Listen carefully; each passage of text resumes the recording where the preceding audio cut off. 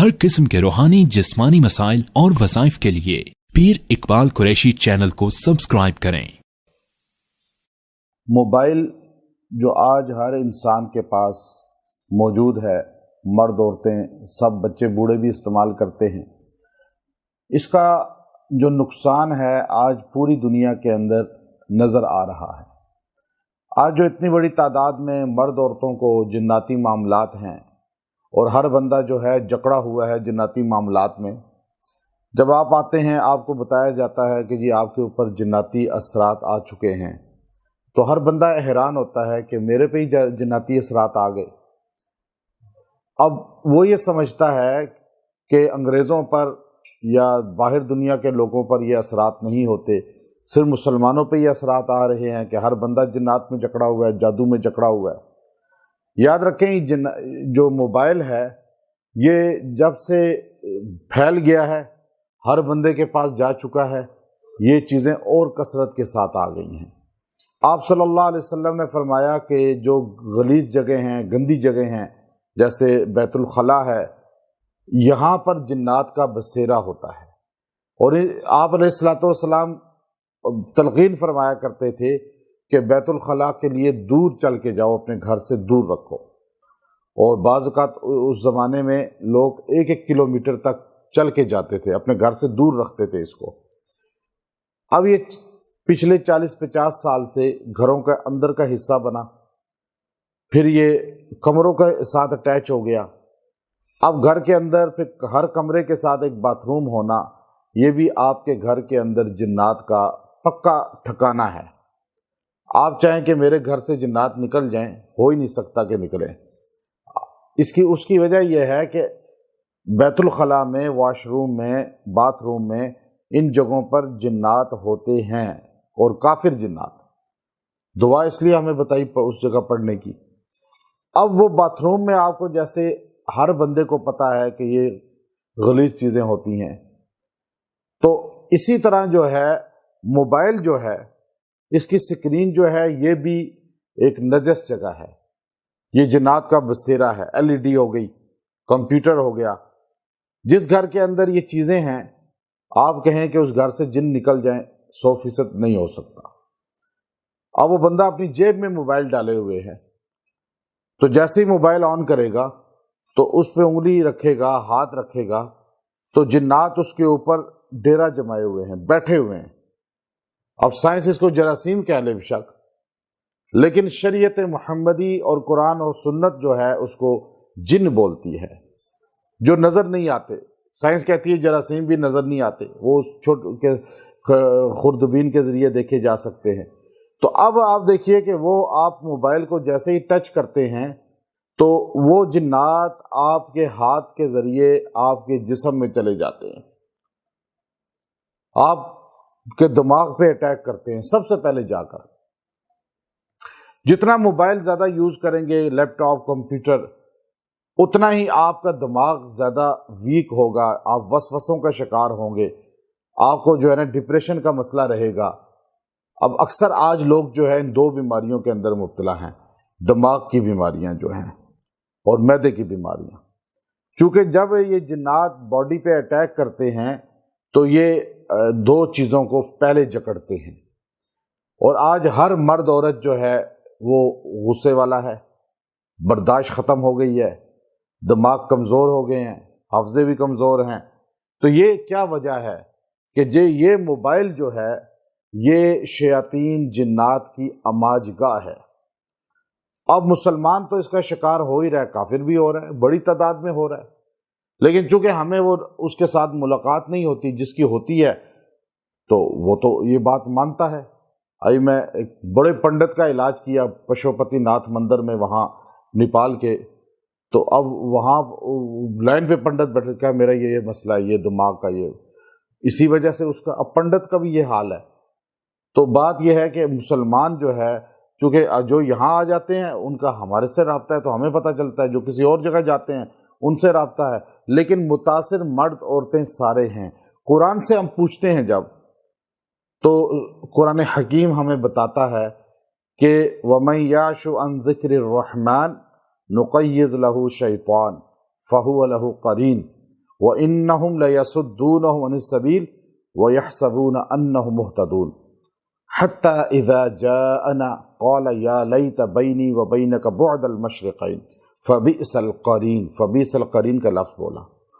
وَمَن يَعْشُ عَن ذِکْرِ الرَّحْمَٰنِ، دیکھیں موبائل میں لگ کے بندہ رحمان کے ذکر کو چھوڑ دیتا ہے نا، اللہ سے غافل ہوتا ہے یا نہیں ہوتا؟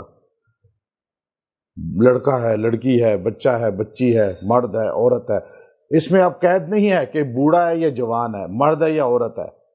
جو موبائل میں مصروف ہوگا اس کو پتہ ہی نہیں چلے گا وقت کیسے گزر گیا، نماز کا وقت گزر گیا، دیگر عبادات کے اوقات گزر گئے۔ اب لیلۃ القدر کی رات بھی موبائل میں لگے گا تو پتہ ہی نہیں چلے گا، پوری رات گزر جائے گی، اور موبائل میں پتہ نہیں چلے گا، لیکن مصلی پہ 2 رکعت مشکل ہے۔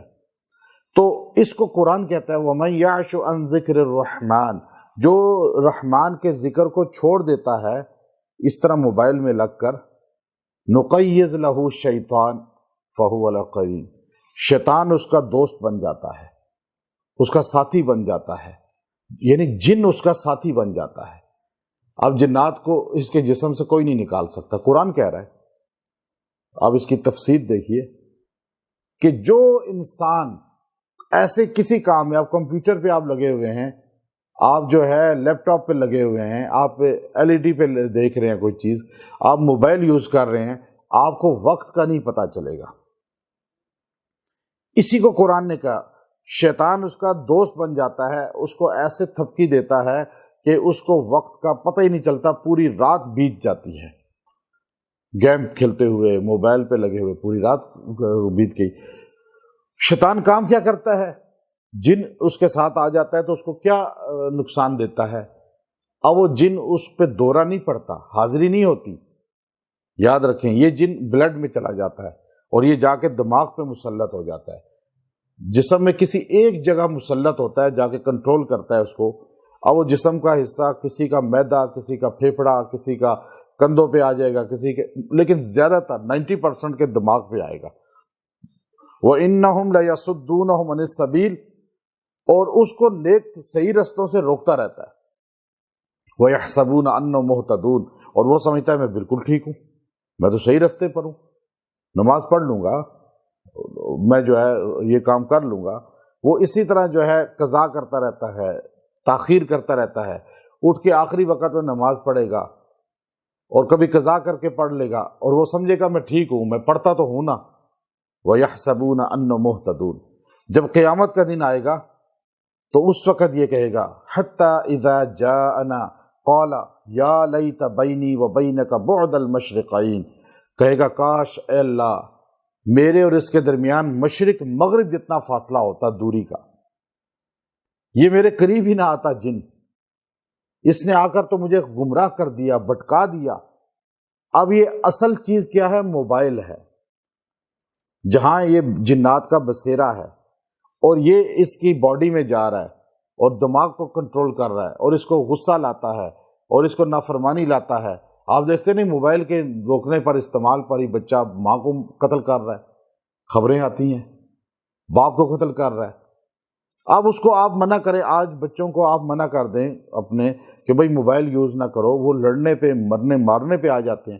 یہی ہے جنات مسلط۔